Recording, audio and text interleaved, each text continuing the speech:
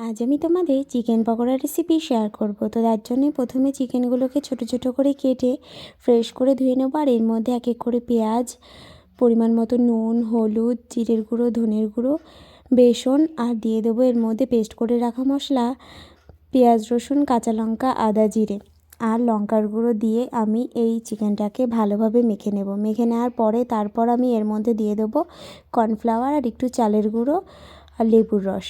তারপর আমি চিকেনটাকে মেখে 1 ঘন্টা মতো রেখে দেবো। তারপর দেখো এইভাবে আমি চিকেন পকোড়াগুলো লাল লাল করে ভেজে তুলে নেব।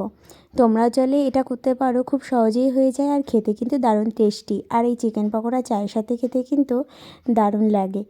এই চিকেন পকোড়াটা খুবই দুর্দান্ত খেতে, আর আমার ছেলে খেতে তো খুবই ভালোবাসে, আর বাচ্চারা দেখবে চিকেন পকোড়াটা বেশি ভালোবাসে। আমার এই রেসিপিটা কেমন লেগেছে অবশ্যই কিন্তু তোমরা জানাতে ভুলো না।